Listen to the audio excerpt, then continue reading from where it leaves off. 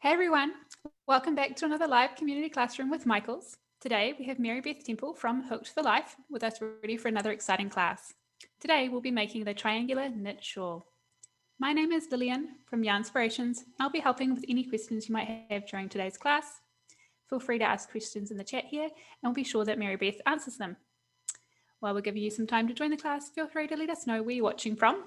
And just a reminder that today's class is being recorded and you can find the recording at michaels.com/classes. Back to you. All right, well, if we're gonna get going, wait, I got 5 more stitches in this row. Who else does that? Wait, I can't do it. I have to get to the end of my row. All right, 2 more stitches, 2 more stitches. All right, we're gonna look at this big piece later, but I'm gonna start at the very beginning. So I'm gonna move over to the tabletop camera and hit the button that says it's okay and get the light going. So we're working with Cotton Cakes from Yarnspirations from Caron. And I'm loving this yarn. I just started using it. I haven't used it until recently, but it's super soft. And I love that there's so much yardage on it. There is a heck of a lot of yardage on this ball. So let me get my end out here. And we're going to start this shawl by literally casting on 1 stitch, and you don't really cast on 1 stitch, do you? It's more of a slip knot. So we're going to start with a slip knot. This is an intermediate class, so I don't feel like you need me to teach you how to make a slip knot, but just in case. There we go. And I'm going to put that on my knitting needle. Now I'm using a size 7, which is a 4.5 millimeter knitting needle. Now, mine are a little shorter than they say, just because I find the 29-inch cables can get a little aggressive on camera. Oftentimes people ask if they can do these kinds of projects on straight needles. And while technically you can, the reason we suggest you use a circular and suggest that you use one with a 29-inch cable instead of, say, a 16-inch cable is because since you're knitting essentially up 2 of the angled sides of the shawl at the same time, you have an enormous amount of stitches by the time you get to the end. So sometimes when you're working on a straight needle, if you have too many stitches on there, they're going to want to try and pop off the edge, and that is not an enjoyable process. So I'm always amazed how many people do not enjoy circular needles. I was one of them for the longest time. I was going to use straight needles or die trying. And then once I switched to circulars, I pretty much never went back. So following along with the pattern, and I'm sure that either Lillian or Lindsay have dropped a link for you. It says cast on 1 stitch. So that's literally just my slip knot. So on the first row, right side, it says knit 1, yarn over, knit 1 in stitch. So I'm going to knit like I normally would, but I'm not going to put it off the left-hand needle. I'm going to leave it on the left-hand needle. And I'm going to yarn over, bringing my yarn between the 2 needles and up and over the right-hand needle. And then I'm going to knit that stitch again. So that is taking 1 stitch and turning it into 3 stitches. Now it says for the second and all the wrong side rows, purl. So I'm just going to purl back.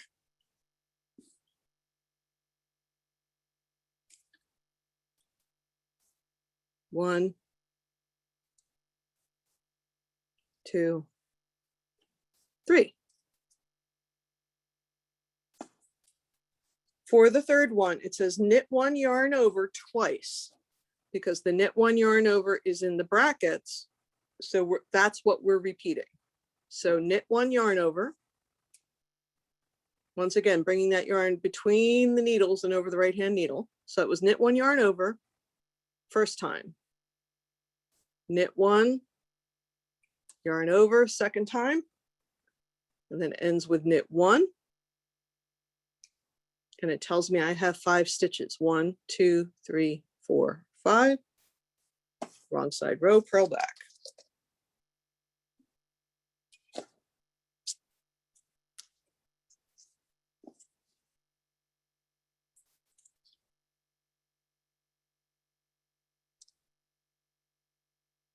I think the other reason you can never put the shawl down once you get started is you keep waiting for the color to change. It's like a little reward when you're knitting. All right, so there are my 5 stitches. Now for the 5th row, it says knit 2, yarn over, knit 1, place marker for center stitch, yarn over, knit 2 for a total of 7. So knit 2, 1, 2, yarn over. Now, I am going to argue with the pattern a little bit. I find, having gone forward with this pattern, I like the stitch marker before the center stitch, not after. But some people like to mark it because they don't like a marker near a yarn over. So there's my center stitch, which I'm going to knit, yarn over, knit 2. 1, 2. I should have 7 stitches. 1, 2, 3, 4, 5, 6, 7. And I do. And I'm going to purl back.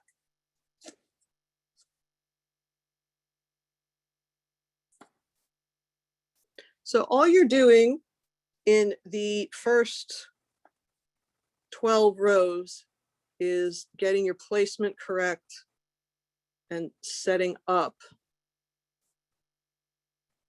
the lace pattern.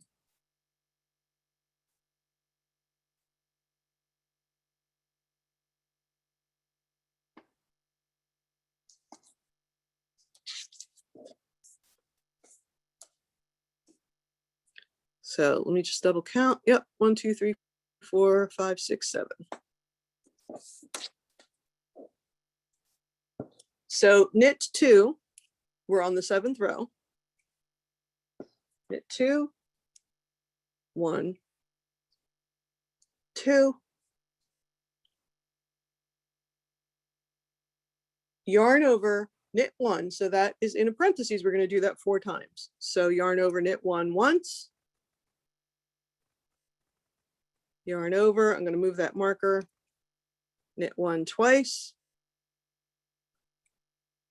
Yarn over, knit 1 3 times. Yarn over, knit 1 4 times. And then we're going to end with a knit 1.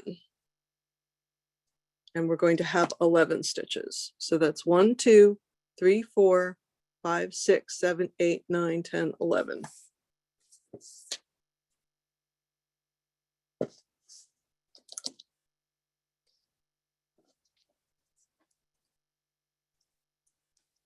I'm going to purl back. You're going to find these purl back rows take longer and longer, of course, because with each row, we are adding stitches. Now you'll notice when we're doing these setup rows, we're adding 2 stitches on every row up until the 7th row, which we've just completed. And then from here on out, we're going to add 4 stitches on every row so it keeps nice and straight across the top.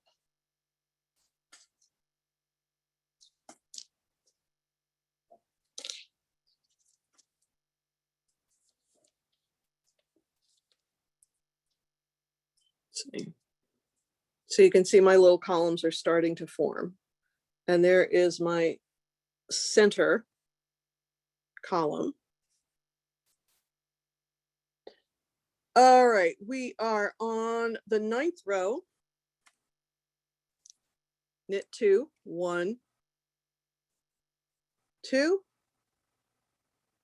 yarn over, knit 2 together.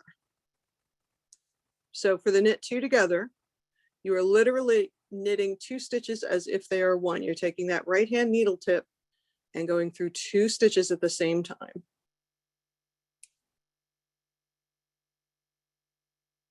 Yarn over. Now it says knit 1, yarn over 3 times. You know what? I think that marker's in the wrong place. I'm going to move that. So knit 1, yarn over, knit 1, yarn over, knit 1, yarn over.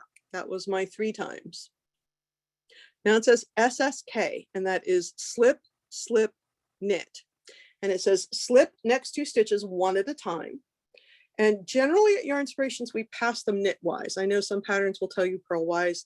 As long as you do it the same way every time, as long as you are internally consistent, you will be fine. So I'm going to slip the first stitch from the left-hand needle to the right-hand needle as if to knit.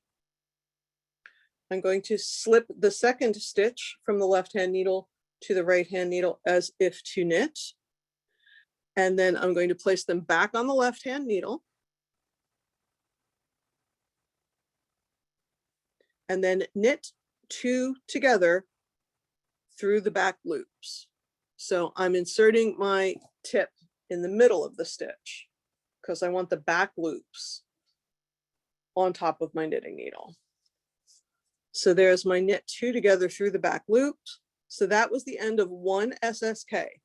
So we slipped a stitch, we slipped the next stitch, we did both of those knitwise, we moved them back onto the left-hand needle, and then we knit them together through the back loop. SSK, yarn over, blah, blah, blah. I just lost track. SSK, yarn over, knit 2. 1, 2, and we should have 15 stitches. 1, 2, 3, 4, 5, 6, 7, 8, 9, 10, 11, 12, 13, 14, 15. Now, once again, let's talk about this marker. I found that I was moving it around too much. I was putting it in the wrong place. I think what I'm going to do, and you'll see why in a little bit. And again, I wound up not marking the stitches at all because it was very obvious to me where that center stitch was. But I think what I'm going to do now is try and mark the actual stitch instead of the needle, instead of the knitting needle, and see if that does a little better for me. 1 second, we'll move on. I noticed some of you were talking about snow, but I live at the beach and it's warm here. So if I don't sip my water, I get a little too toasty with all these lights on. So I'm going to go ahead and purl back. And we had 15 stitches, so that's the end of the 9th row.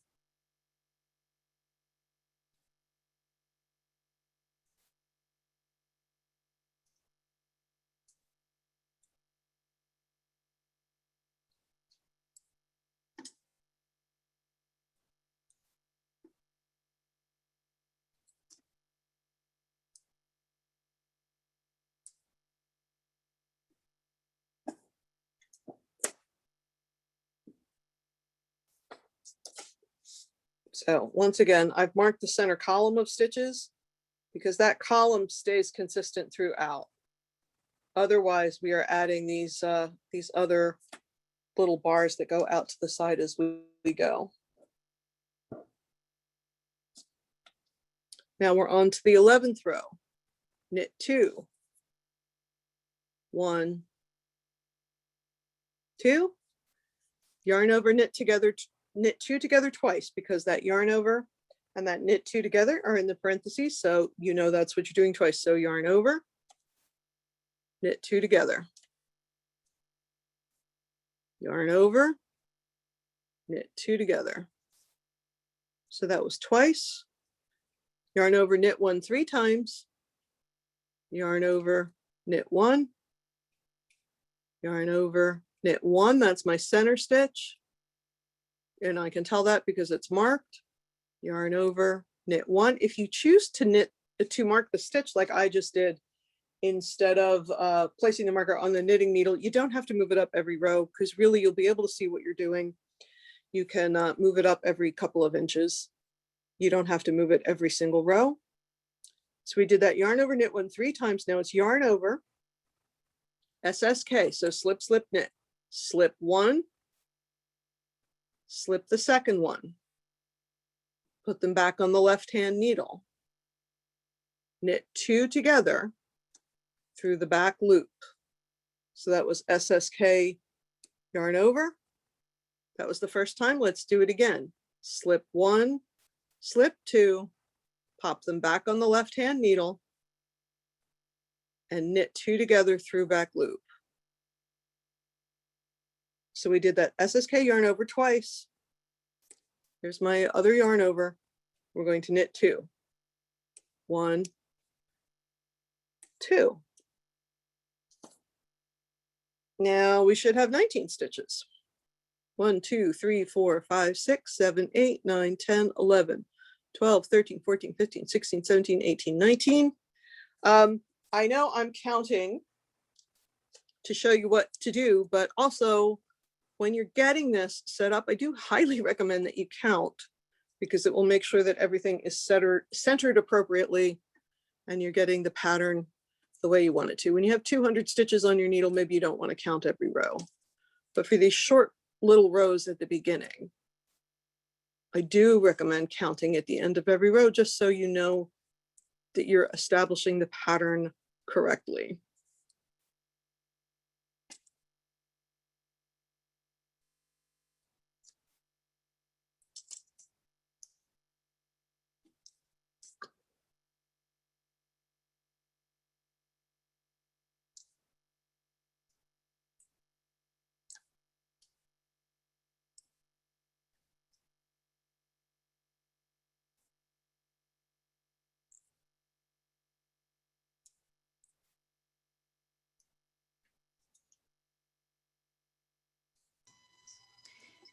Hi, Mary Beth. I have a couple of questions for you and a request. All right, well, I have one sentence I want to say, and then now is a really good time. Perfect. So that is the end of the setup, right? The 12th row is completed. The setup is done. From here on out, and I'll show you in a few minutes, but from here on out, you're just going to repeat the 13th and 14th rows over and over and over again. So this is the end of the setup, and basically the end of the time that you have to pay a whole lot of attention. I know that lace makes some people anxious, but from here on out, it is super, super intuitive. And I'll show you that in a minute, but let's go ahead and take some questions.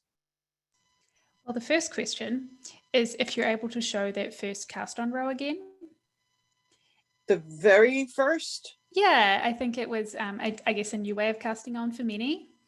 We also have a question here asking about what your suggestions are for how to hold the needles best. Hold the needles? Mm-hmm.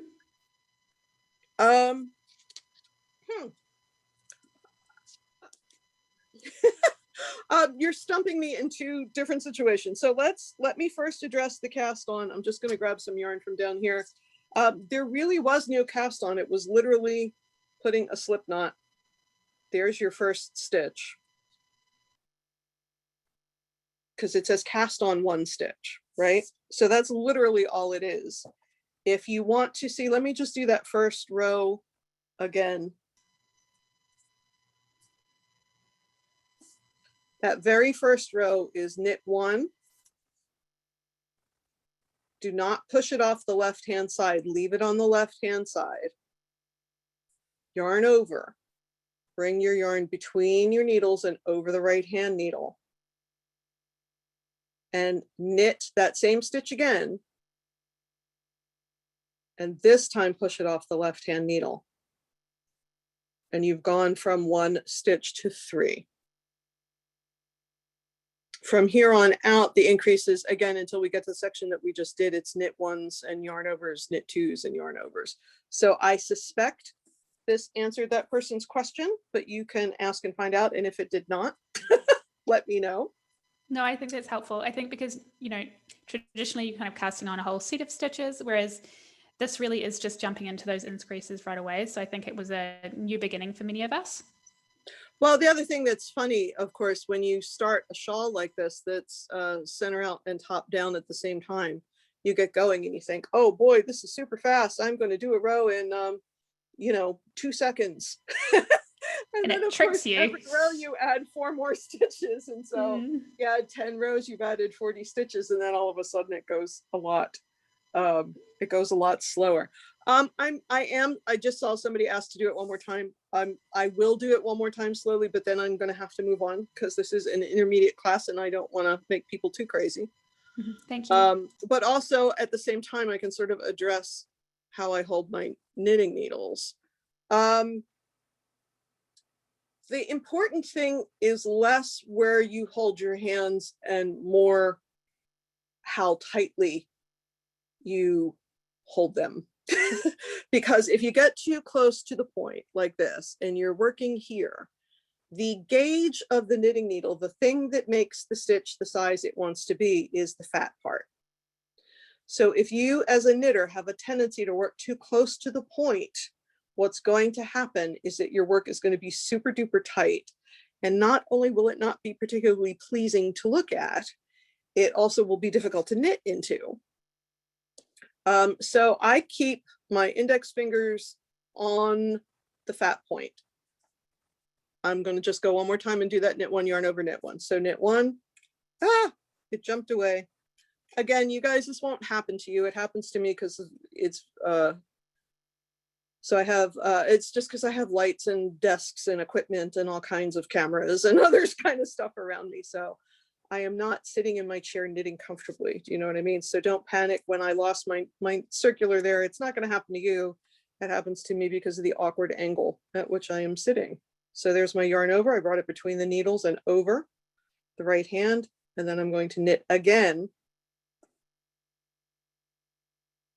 into that left hand stitch. And we took one stitch and turned it into 3.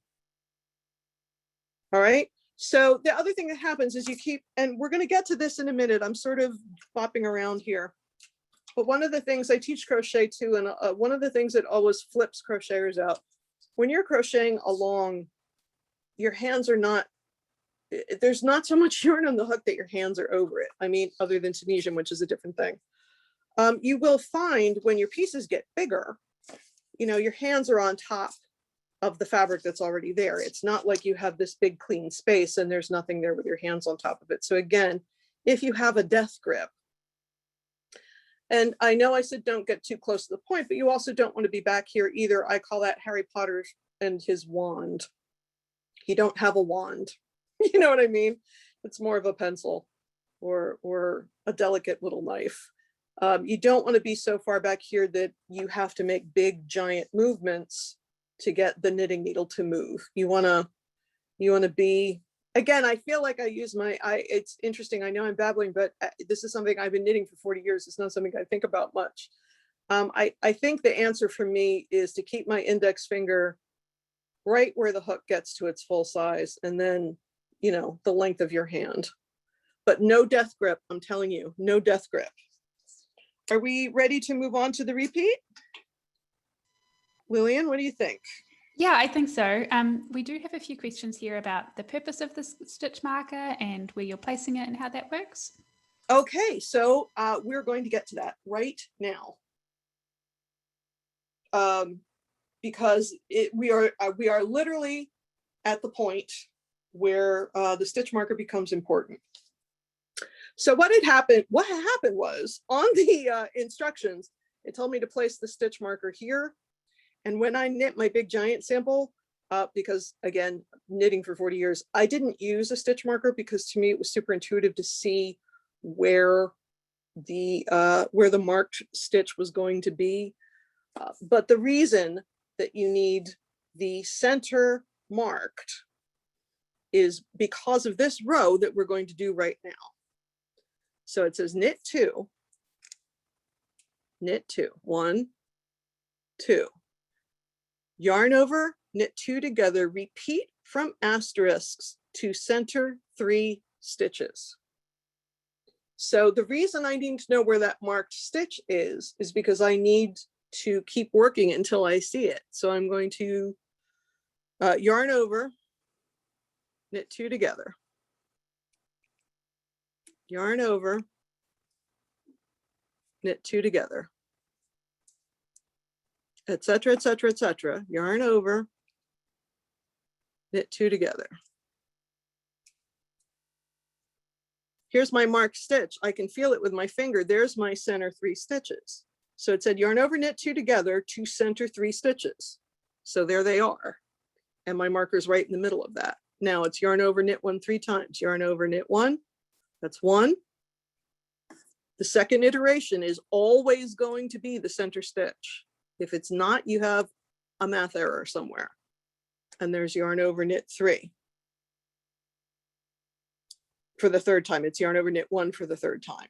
Now it says yarn over, and then SSK yarn over to the last 2 stitches. So I'm going to go SSK, slip, slip, put those stitches back on the left-hand needle. Now I'm going to give you a little trick. The way I was teaching you earlier is the way we normally teach people to do that stitch, to get their hands around that stitch. Take your right-hand needle out, insert it in the center. Let's see if I can get it so you can see it. And then knit 2 together through the back loop. The trick, and you're going to need it later when there's hundreds of stitches on your row. So there's my yarn over. What I do with the SSK is I slip the first one, I slip the second one, I go to put them back on the left-hand needle, and I leave the right-hand needle in. Now look, it's already set up for me to knit 2 together through the back loop. I'm going to show you that again, and we're going to do it 100 more times. So if the SSK is unfamiliar to you, do not worry, we're going to keep doing it. So slip, slip, put those 2 stitches back on the left-hand needle, but now don't take your right-hand needle out. It's already exactly in the right place for you to knit 2 together through the back loop. You're already there, and it will save you all kinds of time. And then at the end, let's see, SSK yarn over, repeat to last 2 stitches. So there's my, that was my last SSK. There's my yarn over. There's 2 stitches left, knit 2. 1, 2. And then for the 14th row, it says the same as the second row, which is purl back. So I'm going to purl back on this row, and we'll see if there's any more questions. And then I'm going to switch over to my big swatch. And then you can watch me make those stitches a bunch of times. You'll be able to get a better handle on it. So why do we need the stitch marker? Is so I can see the center 3 stitches. But I don't personally like a stitch marker where there's a yarn over. And again, it's interesting. You could do, I hate when I change things. You can absolutely do it as written and it will work. And every time you come to the stitch marker, pass it. Do you know what I mean? Just move it from one needle to the next. I don't enjoy that. I don't enjoy dealing with stitch markers on the knitting needle. So again, when I got to my big piece, I could pretty much see where that center column is. You can't see it at the beginning because you're not established. But if I've got, I'm sorry about that. If I've got that center stitch marked, then I already know where those center 3 is. You could, of course, mark the one before the center stitch.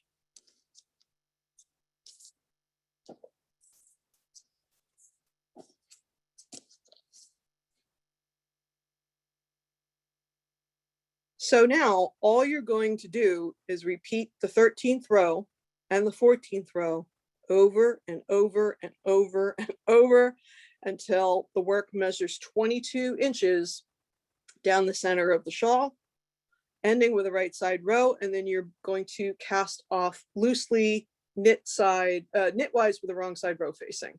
So I'm going to switch to my big guy here.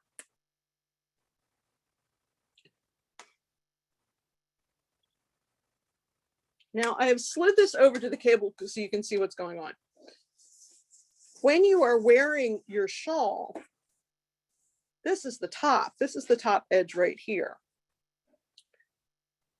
What looks like columns when you're knitting is making sort of vertical or horizontal bars across the work. So this is what I'm talking about being the side angles. Now I've already got probably 100 and something stitches on here. And I've only got maybe 6 or 7 inches in height, and I'm going to keep knitting until I have 22 inches in height on this line. So that's a lot of stitches. And once again, why we do the circular. Now, again, if you're sitting even in front of the television and knitting, you can see where that center line is because it's very obvious. It's the part of it that doesn't look like anything else. And that's why I stopped marking it personally. But where people get confused, again, now watch. This is the top straight edge of the shawl. But when I pop it up here and I'm knitting, Of course, it doesn't look like that. It looks like these are the sides and this is the top, but that's not how that is. This is the side edges of the shawl, and the top is building up down here, and those knit twos at the beginning and end of every wrong side row with the yarn over right after it give us just this nice little edge. It has some elasticity. It looks good. It blends in with the rest of the pattern, but it gives you this neat little edge here without having to do anything fancy. So this is what the 13th row looks like when you have far more stitches on it than you did at the very beginning. I just have to switch balls of yarn here. I was laughing with Lillian before we started. I was trying to get to the next color change. I really like color changes. So it says knit two, yarn over, knit together, repeat from asterisk to center 3 stitches. So it's yarn over, knit together forever and ever and ever until you get to that middle. And so I'm not counting how many times I'm doing that because it's going to be different on every row, and I don't actually care. I don't want to work that hard. I don't want to count that hard. I'm just going to keep going yarn over, knit 2 till I get to the middle of the piece. And once again, in this part of the pattern, you're adding 4 stitches every single row. So once you've done 100 rows or 100 right side rows, so you're adding 4 on every right side row. You're not adding any on the wrong side row. But once you have you do 100 right side rows, suddenly you have 400 extra stitches. So that's why the rows get bigger. And that's why they take longer to do. And that's why we didn't write out a count for every single row, because it would be a novel instead of a pattern. But it's also why the math works, because it's not just that you're adding 4 stitches on every right side row, you're adding 2 on either side of the central column. So it's always going to be even. Your center is always going to be your center. And again, that's a good thing to sort of read your knitting or intuit your knitting, because if you're going along and it looks like if it's veering off to one side, and once again, you have a math error, and it's a good thing to know that before you get too far along. You don't want to rip back too much. So now here's my center 3 stitches, right? Here's my column right here, my center column, and my stitch on either side. So I'm going to yarn over, knit 1 3 times. So that was yarn over, knit 1 1 time. Yarn over, knit 1 the second time. That's always going to be the center stitch. Yarn over, knit 1 the third time. Now, yarn over, and now we have a double asterisk. It says SSK yarn over, repeat from double asterisk to last 2 stitches, knit 2. So I put my yarn over in, that was part of that instruction. And then it's SSK yarn over.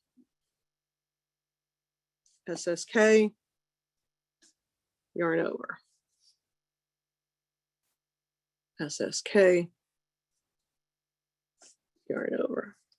So just to make you crazy, the reason we have knit 2 together on one side of the central rib and SSK on the other side is, but why isn't it all knit 2 together? Why isn't it all SSK? Is the knit 2 together is a right leaning decrease, and the SSK is a left leaning decrease. They don't lean the same way. So if I want the 2 sides of my work to mirror, then I need the right leaning on one side of the work and the left leaning on the other side.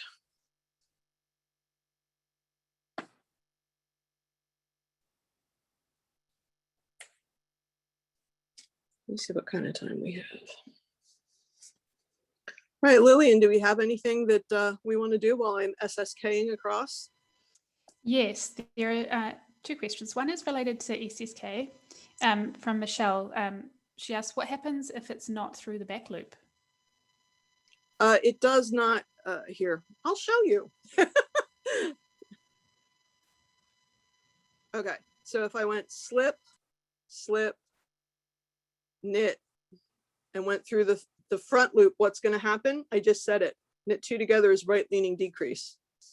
So it's going to force the work. This is really super fiddly, and some of you are not going to care. but see how it's making the decrease lean to the right. And I want the decreases to lean to the left. So that's why I'm doing it through the back loop. Also, if you don't go through the back loop, it's not an SSK. So this is one where we just trust the pattern people. But it does absolutely have to be the back loop or it's not a left leaning decrease. And I did just ramble on about why we wanted a left leaning decrease. Now we have a follow-up question. Yes. Asking, could you just knit two together through the back loop without doing the pass from left to right? Again, anything that says knit two together is going to turn into a right leaning decrease. And we do not want a right leaning decrease. We want a left leaning decrease. So no, it won't look the same. Now, there are no knitting police, you know what I mean? And if that's what you want to do, then I don't think anybody's going to knock down your door and tell you that you stink and that that's not how you should do it. But it's not an SSK, and then your piece is not going to look like the piece in the photo. That's very helpful. Thank you. You're welcome. I also have a question here, which I think I've lied about. I hate when you do that, Lillian. I know, me too. Ashley asked, will all the cake yarns work for this pattern as far as the color changes go? As far as the color changes go, yes. Okay, good. Aren't the cake yarns different weights though, Lillian? Because Lillian works for the company and I work at my house in North Carolina, so I don't get to touch all the yarns as frequently as Lillian does. I've checked and what I can see here is they're all medium weight 4. So they're all 4. I'm just not 100% sure whether the like the length of the color change would be consistent across the different ball weights. I see what you're saying. So what Lillian is saying is that she doesn't know how many yards are in each color before the color changes. Yeah. So we have, yeah. Go ahead. No, I was going to say, yeah, because, you know, we have like the baby cakes and then the cotton cakes. So they are all 4 weights, but I think the length of each stripe would vary. I'm not 100% sure. Right. Here's why I don't think that matters. Oh, right. So when you're okay, I need something to draw on. I'm sorry. I don't usually draw notes during class, but now I'm thinking I ought to. Hold on, y'all. Here, now I'm going to make some of you really crazy. So I'm making a triangle shawl.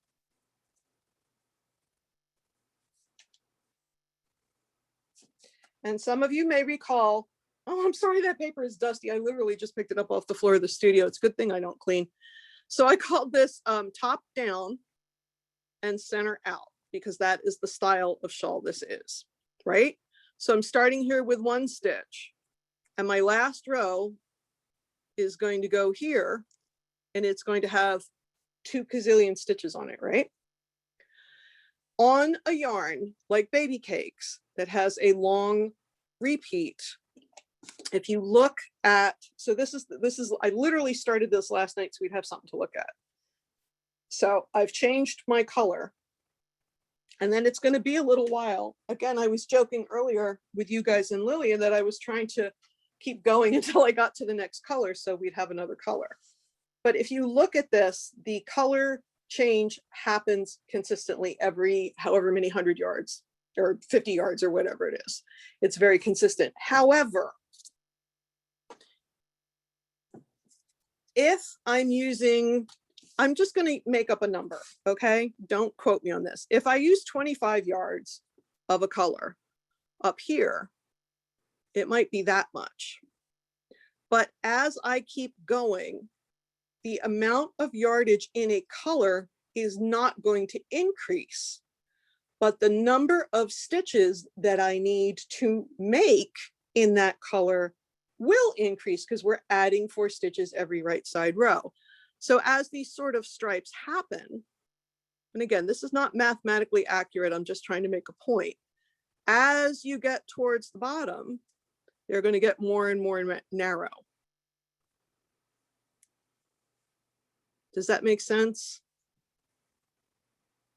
And by the time you get down here, they're very skinny stripes.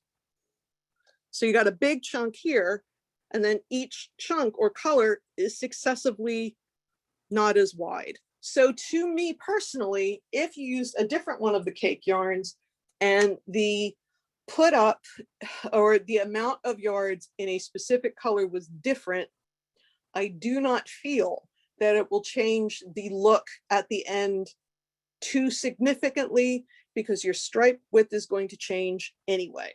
And I hope that made sense. I know that was super technical, and some of you, you know, that you're not interested in that kind of stuff, but I'm the type of person that will sit and analyze, you know, fabric construction and color yardage until the cows come home. So I love questions like that. Did that make sense to whoever asked the question?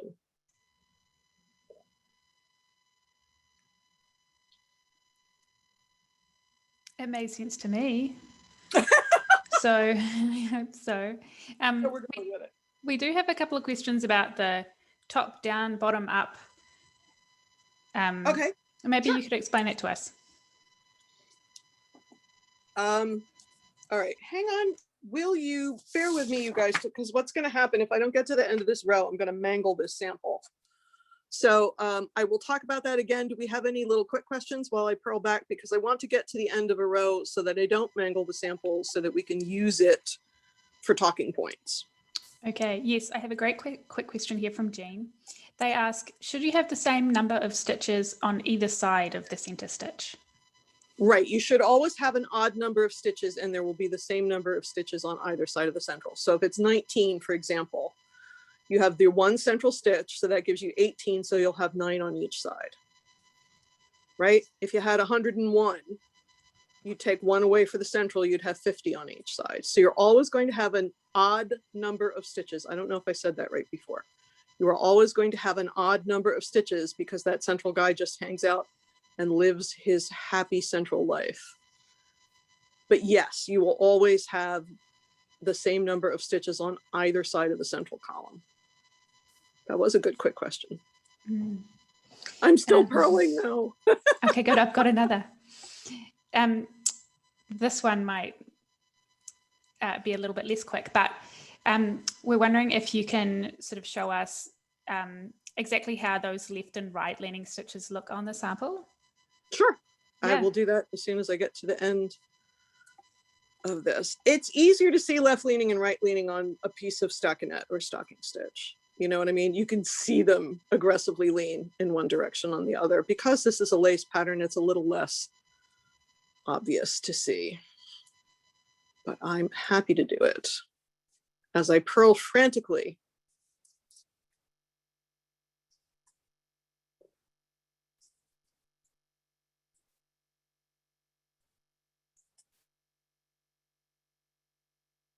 You guys are asking great questions, though. I appreciate that. I say to Lillian every time, I say, I don't have a whole lot to say. We're going to be done in 10 minutes. It's going to be a really boring class. And then you guys come up with really fascinating questions. And I love to answer them. So don't be shy. Oh, Linda asks, being a long-time knitter, do you have anything you do for sore and stiff fingers and joints? Well, for one thing, I also crochet. I try not to knit for, 10 hours in a day. The other thing, and I'm going to say this, and you're going to not like my answer, but the other thing, we were talking earlier about your grip on your needles. You're going to get more hand fatigue from having a death grip. And here's the thing. A lot of people say, oh, just relax and your tension will loosen up. When in the history of humankind has anybody relaxed by being told to relax, right? Or you sit down and you think, oh, my gauge is too tight. I have too tight a grip on my needle. I'm holding them too tightly. Perhaps I'm just going to think about it and I'm going to be more loose. But then, you start watching TV, you have a snack, you have a glass of wine, somebody calls you, whatever. You knit in the rhythm in which your hands and your brain want to knit. Sometimes going up a needle size will make you knit more loosely.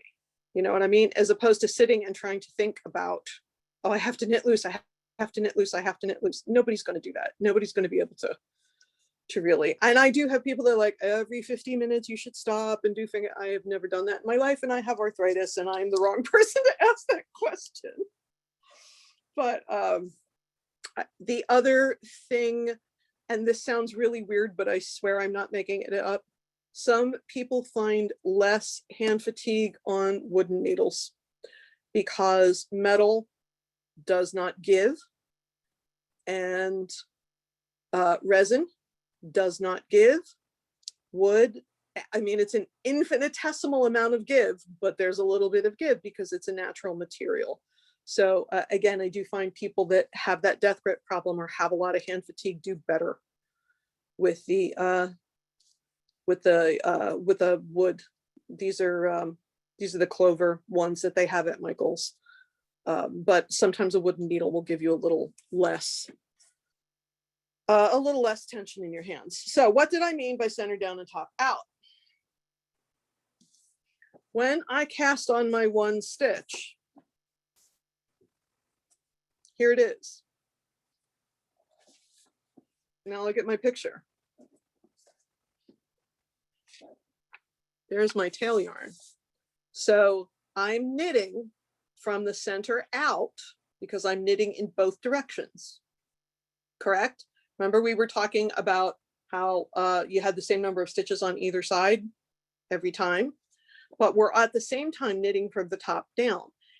And what I was saying earlier is sometimes that's when you've got a small amount of stitches on your needle, you can't really see that, right? That doesn't look like center out, top down to me, right?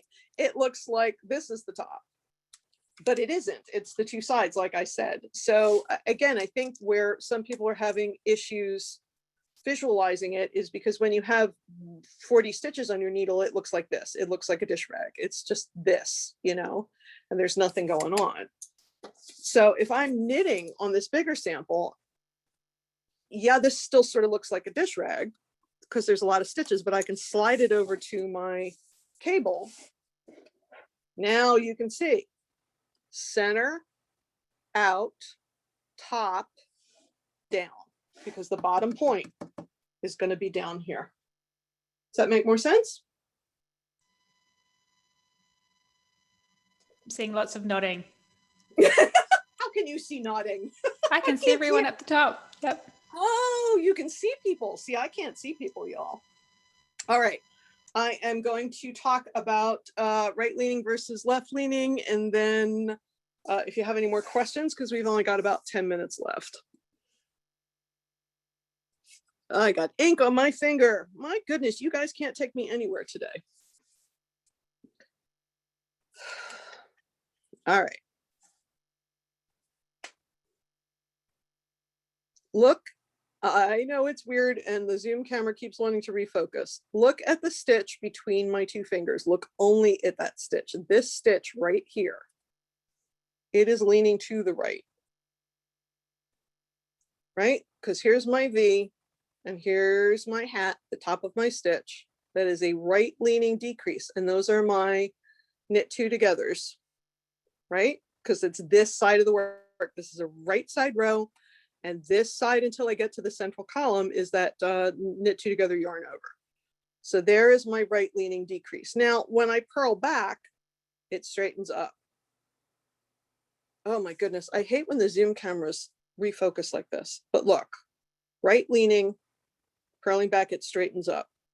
Right leaning, purling back, it straightens up. Right leaning, purling back, it straightens up. Does that make sense? So now on the other side,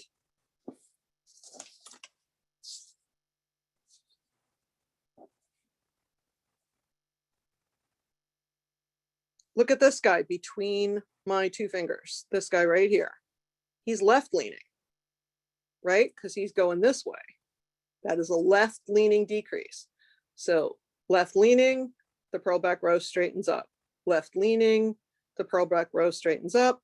Left leaning, the purl back row straightens up, etc. So that's what I mean by left leaning and right leaning. So again, if you knit two together through the whole piece, Is it going to ruin your life? It's not. But as a fellow designer, I did not design this piece, but I am a person, I do not do random, I do not do asymmetry. I like everything to be symmetrical. And I can't even explain it. It is gentler on the eye if they mirror. Now, again, for a lace piece like this, if you were to do one or the other all the way through, I don't think anybody would notice. And once again, there are no knitting police. On the other hand, if you're doing a raglan sweater, you're doing a garment, you're doing something in stocking or stockinette stitch, depending on which you call it, that right leaning decrease versus the left leaning decrease makes a huge difference. You know, if you're doing a raglan sleeve and you want all your decreases to follow the sleeve, if they go the same way, they don't, it just doesn't look right. So the SSK is not hard. I know it's off-putting to a lot of people, but it's really not that hard to do, particularly if you do it the way I showed you with my little tip and you don't do that extra step. You just slip the two, put them on the left-hand needle and leave that right-hand needle in. You're already set up to knit two together through the back loop, and it goes so much faster. And particularly for a piece like this that has hundreds, if not thousands of SSKs, that tip can save you really a good amount of time. What's next, Lillian? I'm so glad you asked. You and I need to do a comedy show when this is all over. Oh, yes, please. Okay, so I'll just let you know, but you might not want to jump into it right away. There's Sandy and Joanne have both asked if you could show you how to cast off or share your tips on how to cast off for this project. Oh, sure. But before that, Roxanne asked if she wanted to add an additional cake of yarn, should she start in a specific place on that cake? That is a super tricky question. Oh man, this is a tricky one. If you wanted to add an additional, and again, I'm going to come back to, honestly, it doesn't matter. By the time, so if you wanted it to be bigger, so don't remember, as you're adding length, you're also adding width. And each one of these color blocks is getting more and more and more narrow as you go. If you were to make your shawl, again, this big, because you want to wrap up in it, by the time you get here, your rows, your color blocking is really super narrow. I don't think it's going to make a huge difference. That said, you will get a feel as you're knitting through your first cake, you will get a feel for whether you have a full, what's the word I'm trying to use? A repeat of the color. You'll be knitting along, knitting along, knitting along. And if you feel like you have not knit as much in that last color on that last ball as you did on the other colors, then I would definitely try and find the same color in the other ball and start with that same color. But again, because the width of the stripes is going to vary just because of how the piece is knitted, I don't think I'd go crazy trying to match up exactly, because I don't think anybody on the planet will notice. Honestly, I really, really don't. But you will know if you've been knitting, again, I made up that number of 25. If you have knit this whole shawl, you're going to get a feel for those stripes narrowing down. And if you come to a color change and there's only 10 yards in it, you're going to notice. You are. So I think that is a question that is more of an art than a science. And I would just go with whatever made me feel good at that point. I really like that approach. Well, again, there are no knitting police. I feel like I feel like that is my lesson in life. If any of you have taken classes with the conventions in real life, I've had students that know me well threaten to get it on a t-shirt. I always say the same thing. It's Mary Beth's rule of internal consistency. If you do something the same way every time it comes up in your pattern, you will look correct whether you are or not. What you don't want to do is change courses midstream. You don't want to change your mind about how you are accomplishing certain tasks. But if you do them the same way every time you come to them, then that's correct. You know what I mean? There are no knitting police. Do we have any more questions? We're almost out of time. Yeah, I think we're okay. I think we're just interested to see cast off. Linda did Ah, ask yeah. if the completed shawl ties at the back, and I do think you have enough time. You have enough length there. I'm gonna, okay, please don't mock me, you guys. I was rushing, my printer is just about out of ink. So it does tie in the back on the photo, the way it was styled at Yarn Inspirations. The photo is actually much nicer in real life. I just ran out of ink and didn't have time to change it. And I don't usually share the photos. Oh boy. Okay. Let's get rid of this because that's irritating. The problem, all right. Okay, so here's the deal. We have no time left to speak of, and I do want to do this cast off. You would do the cast off with the wrong side facing you.